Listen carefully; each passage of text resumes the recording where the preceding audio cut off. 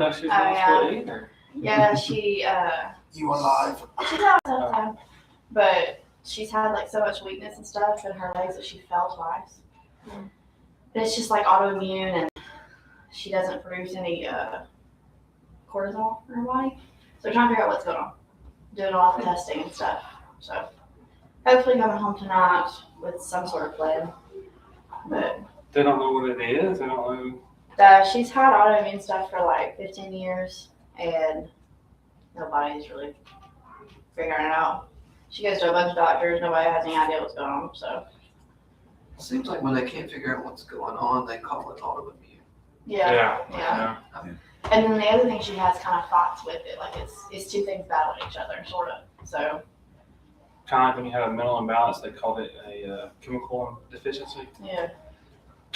Which has totally been debunked now, by the way. Yeah, I know. Well, it's crazy because I had a friend and they put him on medication and he was like, "Oh, it's because you have a chemical deficiency." This was back in our 20s. I was like, that doesn't make sense. But We haven't even normalized what a chemical balance is. So I don't know how. Anyway, yeah, I know. I saw your post. That's why I thought. different class. Yeah.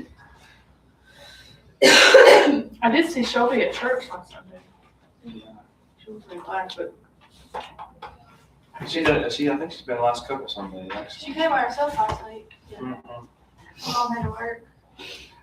She's strong. She keeps pushing through. She got her lamp, her little pen or whatever, for nursing school. Oh, did she? Mhm. Oh, good. She did that last week. I didn't know she was going to get it. Anything else we need to pray about? Rhonda's getting better. She's moving around a little bit more. She's still struggling remembering things, but Have you read that thing on the Is she mostly, y'all still have to monitor her and like be with her, or is she kind of more independent as it goes along? we've given her a little bit more independence. You just say that's But that's what I was trying to say was fun too. it's she asked. We kind of took her keys away, and we hid her cigarettes. And She still goes and smokes though. yeah, that's the funniest thing. She goes and smokes, but she doesn't. She goes out. She Sits where she always. she does. She put a jacket on, she put a scarf on, like she does the exact same thing. She like pop her little gum on the table because she used to pop her cigarettes. And then she'll go outside and she'll smoke her little nicotine gum and She'll smoke it. She chews her gum. Oh. And she sits and rocks her, and she chews her gum. It's weird because it's the exact same thing, other than it's not some cigarette, it's a nicotine gum, and it's so wild. Yeah, She still calls it. She's going to smoke. yeah. She sounds like I want to smoke, but and like the first few times we were like, no, you're not, And then we walk out and she's chewing gum, and we're like, okay, like, Yeah. that's weird. That's the weirdest thing, but yeah, she's doing a lot better.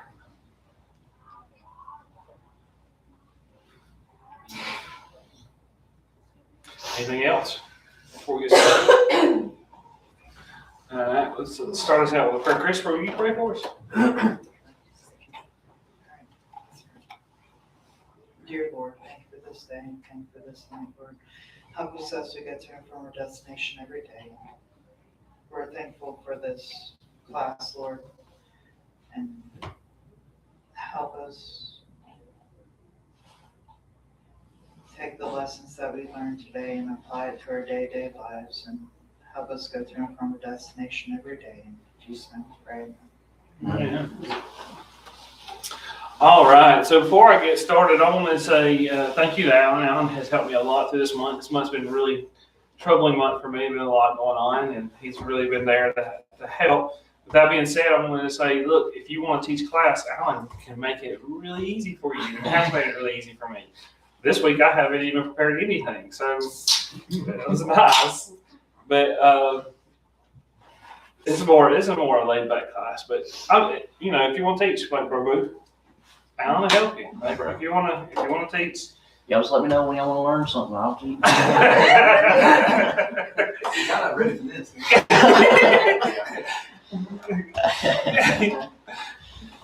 But how it is, it makes it easy. And tell the other guys. I mean, we need to get some of the other ones more involved. Dax and some of them others say, hey, look, Alan's willing and able to help you and set you up and make it easy for you. And he's done a fantastic job helping me. So you need to think about it. He also needs people to stand up and help him, so we can help each other. So, let's see, what else? I guess that's it. So I've been doing viral video. This is the last one I have to teach. Next month is Mike D and Tamello, and we've had a pretty good time with this. I try to make it, didn't want to go too in depth, but I want to kind of try to open it up and maybe open us up for other discussions later down the road, maybe more in-depth discussion. One of the things that I've kind of been on lately while doing this and researching, talking with Alan, was I've been hung up on little G gods, and so I hope maybe one day down the road we'll look at that. But there's been some things that I found in viral videos that's kind of been interesting. So, but I like this class. I hope we do another one maybe in a few months, maybe fall, maybe pick it back up and do another one. But it's been fun, so maybe somebody else can do it. But this one's going to be a little bit more. Oh, next slide there, T. This one's going to be a little bit more light-hearted. It's not too in depth. But it's one of the ones I think we see a lot more often now. You can see that often. It's quite funny. It's quite interesting. I hope you find it a little bit more lighthearted. But there is some discussion that can be had with this. And I think that's something that we, as a church and as a group of believers and church family, we can kind of think about and ourselves, and maybe take the good and the bad and try to find a middle ground and find where we should be as a church. And so anyway, all right, for the video.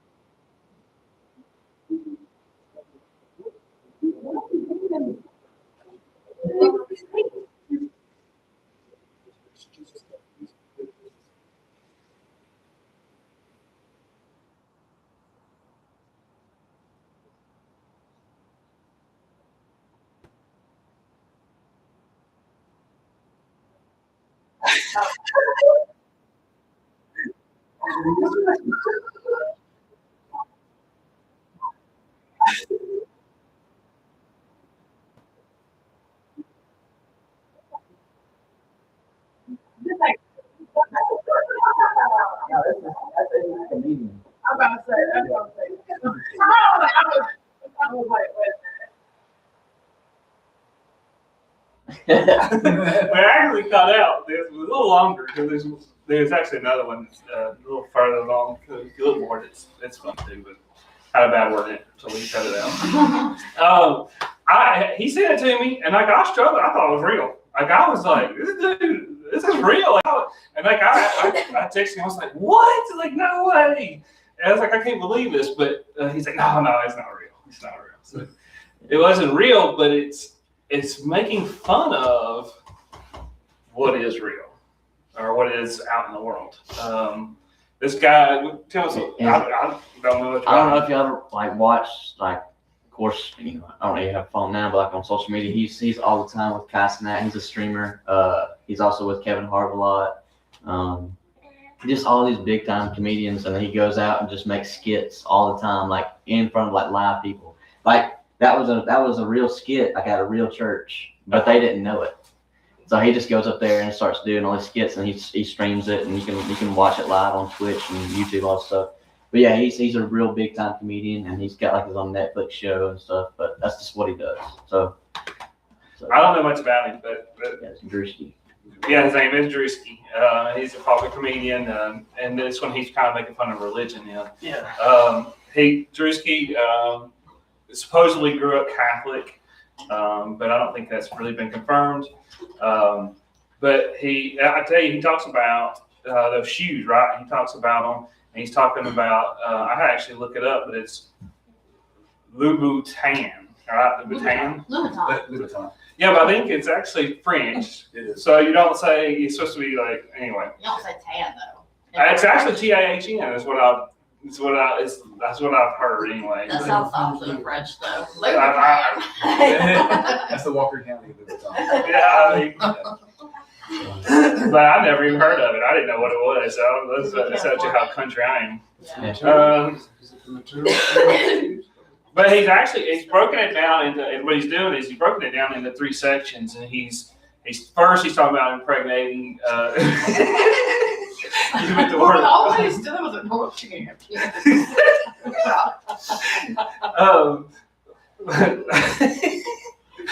Which is hilarious. Yeah. But, he's notorious for anyway. Make questionable, controversial statements, and so that was a very, I guess, questionable, controversial thing. But you'll hear a lot of people talk, kind of defend that idea anyway. But he's making fun of obviously pastors that have wealth and made wealth, right? That's kind of the second one he jumps into by showing him his shoes and talking about Christian Louboutin or whatever you want to call it. I like how you're trying to justify it. Huh? He had to justify why he had expensive shoes. Yeah. Well, and what's wild is I don't know, if y'all seen the Kenneth Copeland video out there where like the woman from Inside Edition jumps up and puts the microphone in his face and says, why do you have this $1 million jet or whatever? And he's just like, he looks crazy. And I've seen other videos where they're talking about him being demon possessed in himself. When they look at it and you look at his eyes, they look wild. I mean, it really does look wild. But he's like, he didn't know what to say, and he's just like, he starts breaking down, and she keeps asking him, and he's just like, and he it's a good video to watch. But he finally he just goes, he's just like, oh, you just caught me off guard. Something, like, dear Jesus be with you or something like that. I mean, like, he didn't know what to say, so he just comes out with something, and it's really awkward moment for him. But then you have I forgot, there's Jesse Duplantis. I don't remember which one that one was. I don't know. Yeah, I'm hesitating to say. Oh, yeah. I will get all kind of This- you don't have jewelry, cost more than us. Oh, yeah, that guy. This guy. Well, I'm telling you, listen to me. I'm telling you. My first house cost $14,700. I'll give you a chance to write the check up. $14,700. My second house cost $81,900. And this watch costs more than that. But you might be another line. Let me tell you what this don't know. I can really give you. I don't mean that pridefully. Yeah, Of course. I mean, Say that. No problem. Yeah. I mean, so he's making fun of some of these guys that, Joel Osteen. There's one where Joel Osteen, he's talking to CNN or an anchor. I can't remember if it's CNN or who it was, but he said they're talking, and the anchor asked him about all this stuff, and he's just like, yeah, I have millions of dollars, and I'm just blessed, and I'm glad that God's given me the opportunity to give to other people. And they're like, so it's not CNN, it's the guy that's the British guy. Anyway, Pierce Morgan, yeah. And he's like, well, have you been giving your money to people? And like, he's just like, oh, I've just been blessed. And his wife sits there with him, and she's just like, yeah, we have to keep the power lights on. It's like, I know, right? And so that's what the other guy that he's talking about with his shoes. you know, he's making fun of that. That also, and then of course, there is an actual video.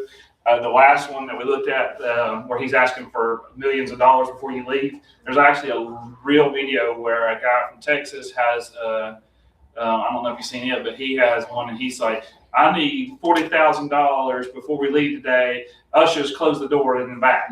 Right? And he makes the ushers close the door in the back. He's like, "We need 40 people to give $1,000, and if we can get 40 people to give $1,000, we can leave this auditorium." I mean, like, and so that's the third part. I mean, that is a real situation, and he's of course making it more extravagant. I need $1 million, you know, and so he's trying to make it more extravagant. But I mean, those are real live situations.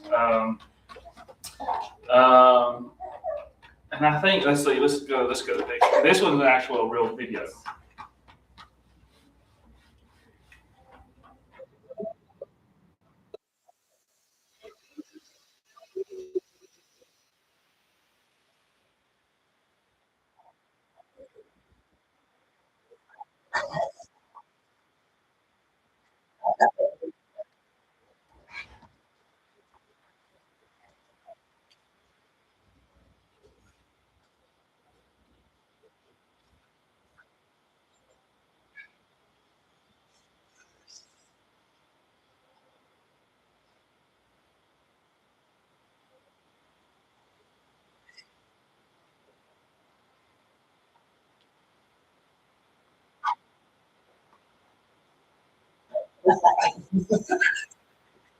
Yeah, that's it. Jason doing that.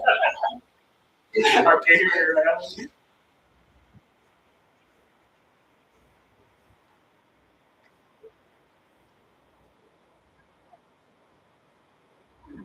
What?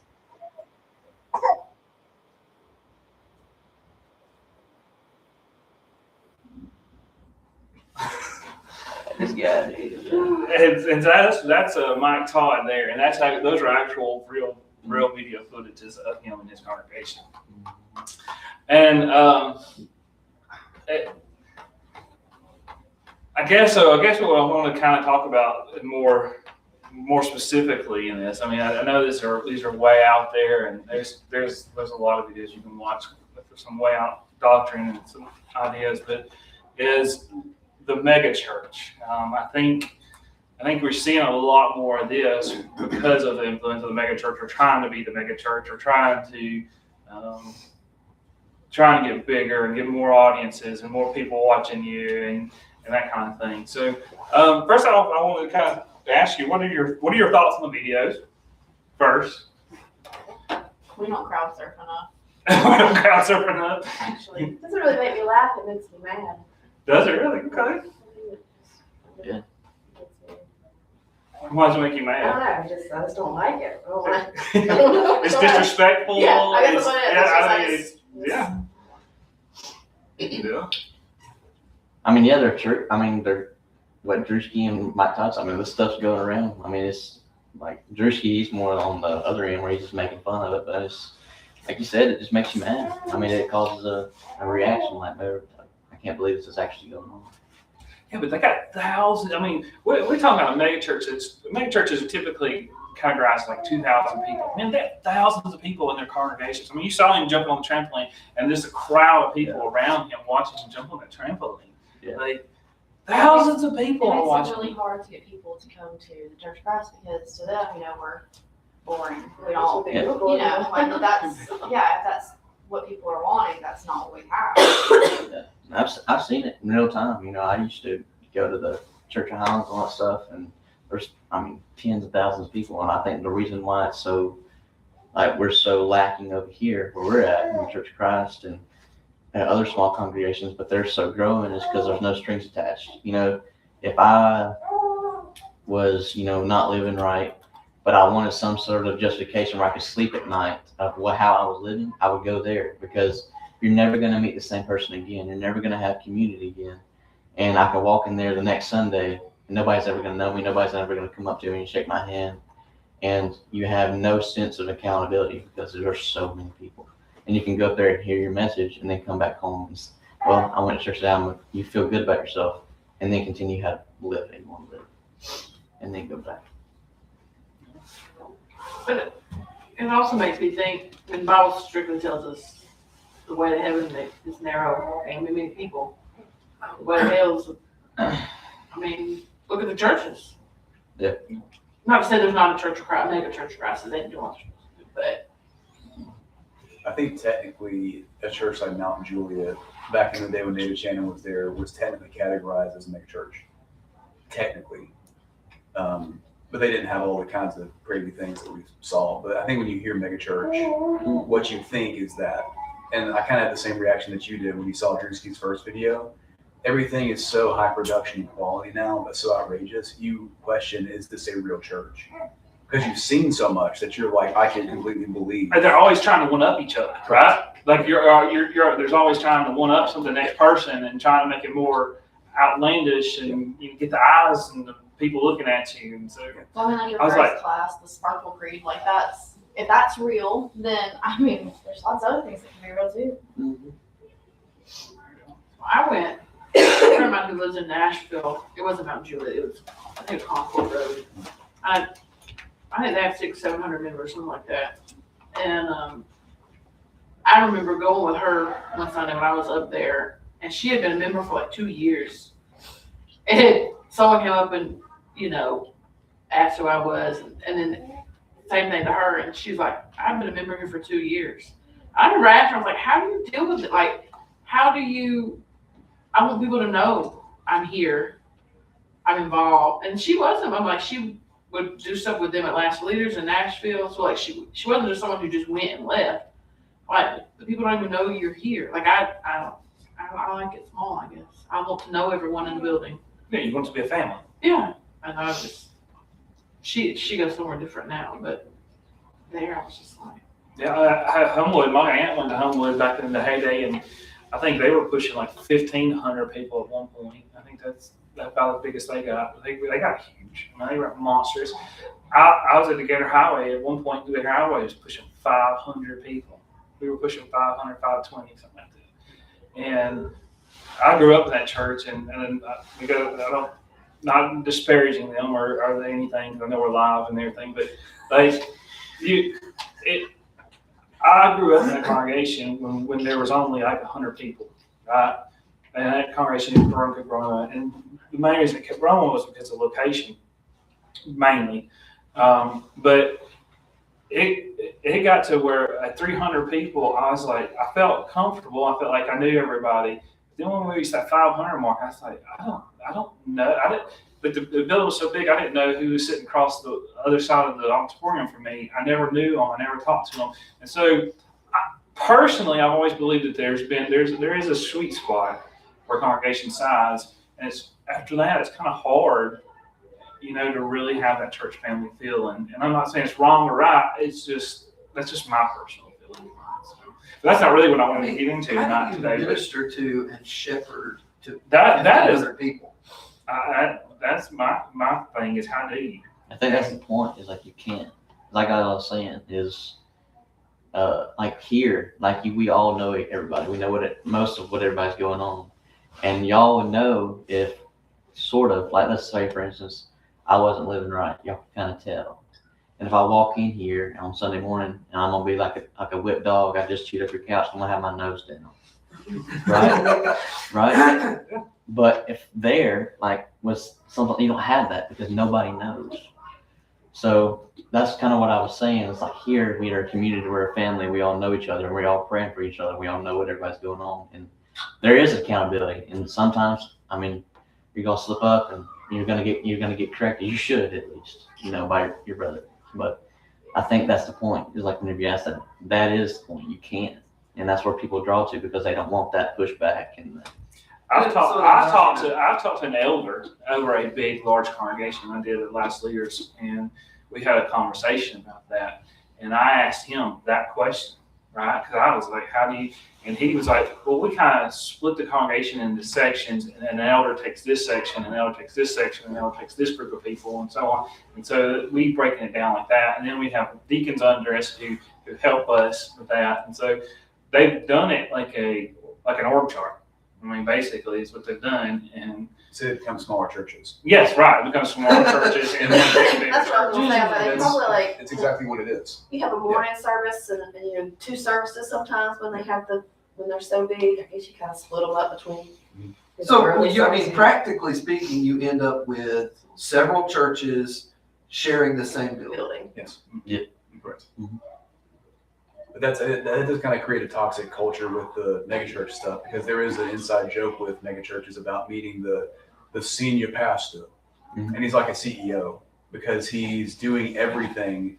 And you can't get a meeting with the senior pastor Nope. because he's doing, so it's a celebrity. Yeah.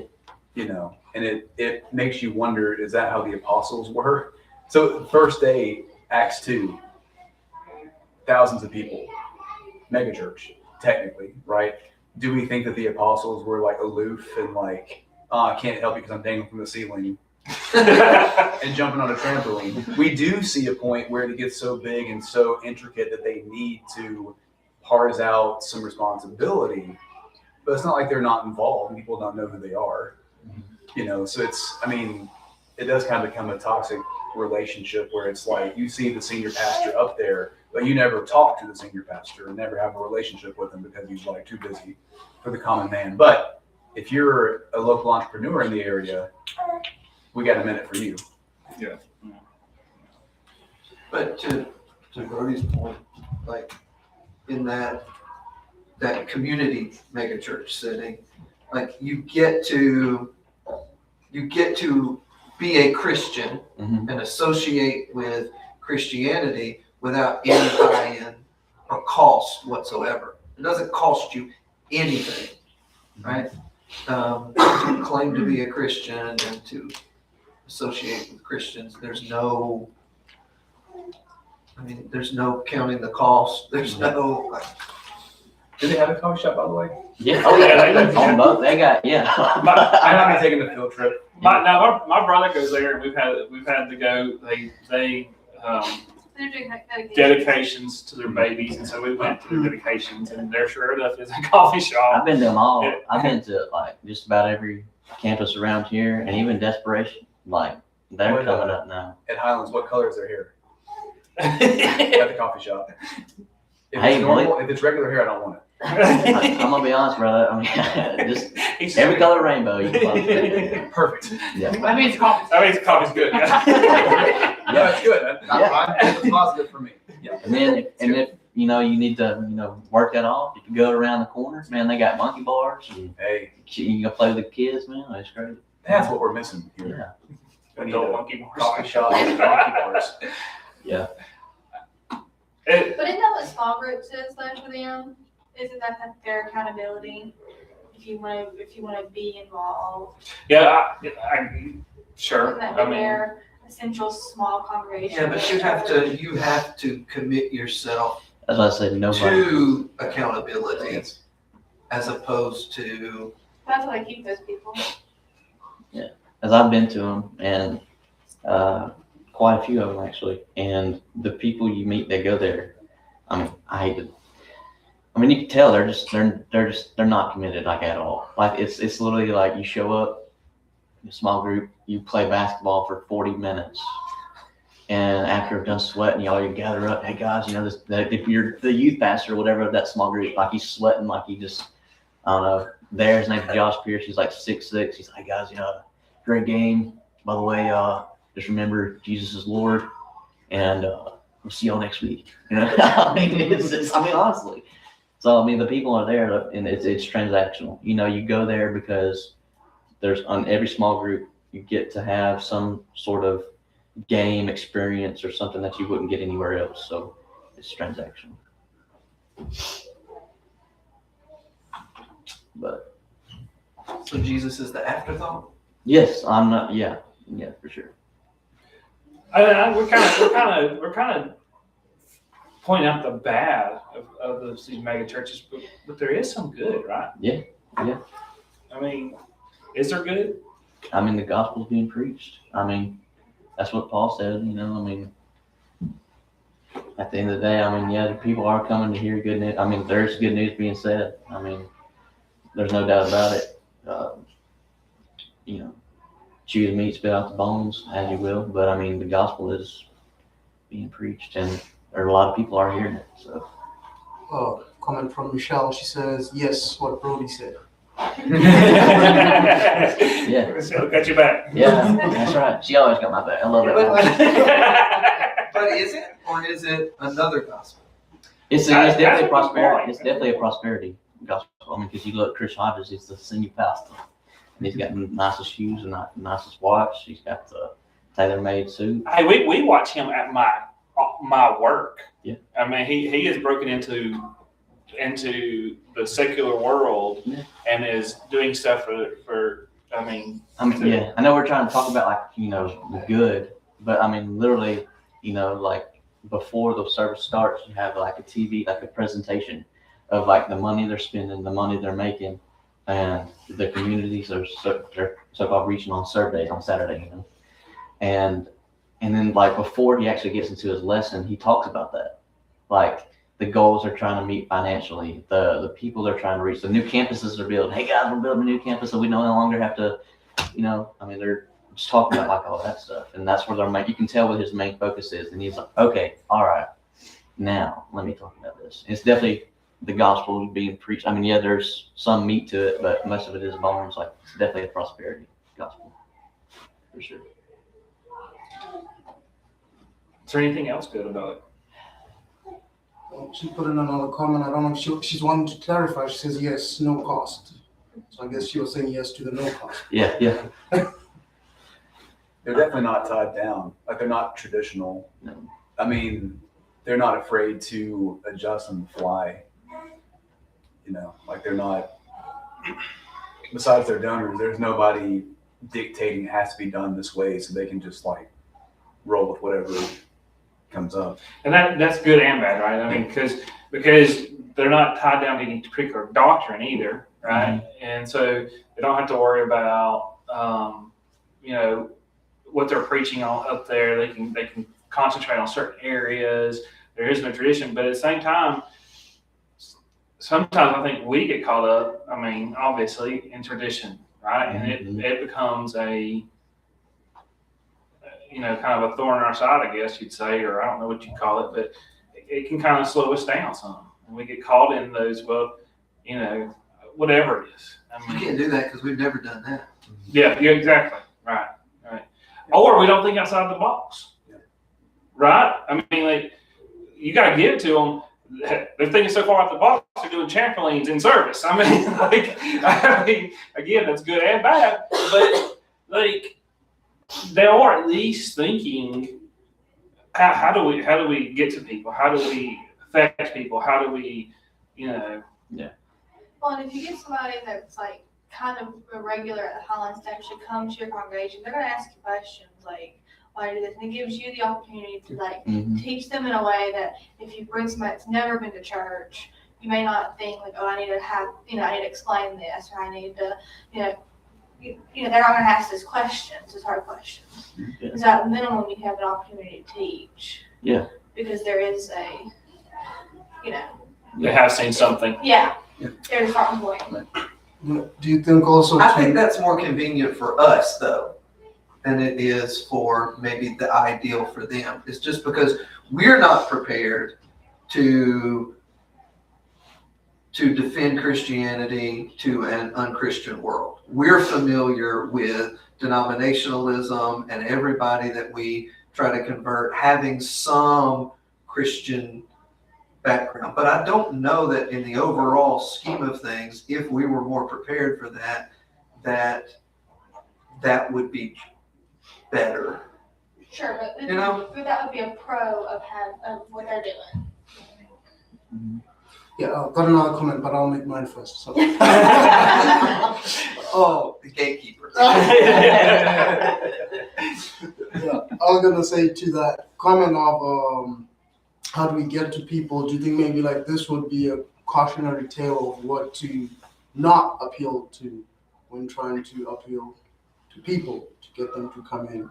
Like you don't need that trampoline, that what you call it, the stuff under his shoes. The blood of Jesus. Well, yeah, I mean, there is the danger of us going, okay, that draws people.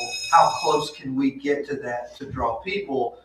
But it's like, yeah, but you can't outcompete that. Like, you can't out-entertain the world. Yeah, that's true. And is that, I mean, going back to our point, is that the point of what we're doing? Because I mean, sometimes we're tempted to insert some things that are happening and exciting and relevant, and it's like, I'm not endorsing being boring. I'm not saying like that's like what the church be known for, but the love and compassion and the community should outstand, where not the worship is secondary, but any gimmicks, you know what I mean, are completely secondary to like what we're actually here to do, which is commune. I mean, if you want to go to a concert, go to a concert. Yeah. But don't turn church into a concert. This is gonna sound horrible. I'm not gonna say it, Bill. The comment that it says, I guess the people coming around, they had a very independent mindset and not necessarily looking for family. Yeah, because family does keep you Accountable. accountable, like Brody was saying. Yeah. Just as some Bible verses, if you want to write these down, just to kind of look at, but and now I worked hard on them, so we can get them out there. But the critical thinking, 1 John 4:1. It's a good. You didn't work hard on that. John worked hard on that.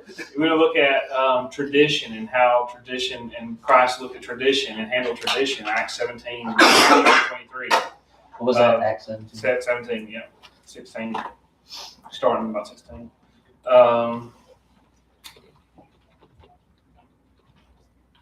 Oh no, that has more to do with false doctrine and that kind of thing. And maybe there's tradition. Want to try tradition too?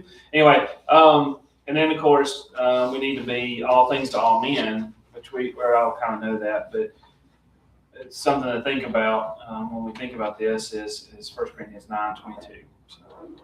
One key thing about that is Paul says he committed himself to that.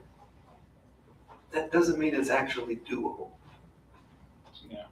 Like you can try, but you cannot be all things to all people. Yeah. But those are some good verses to look at there. Another one, Mark 7, Mark 7, 1-9. So that's another one on tradition. That's a good one too. But anyway, so I don't know, just some things to think about. I mean, we talked about this quite a bit. But it's something that, like I think that Gary brought up, is we need to be prepared. We need to be prepared to answer, and we need to be prepared to know what's going on. And that's kind of the intention of this class. I mean, the intention of the viral videos was to look what's out there, to strengthen ourselves, to be prepared to. We're asked these questions. That's kind of the point of this viral video exercise we did this month. So, anyway, I appreciate it, guys.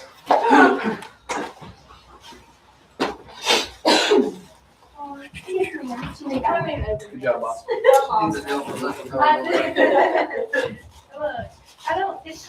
little busy, but I was gonna ask you. I was gonna put the one where Mike Todd spit.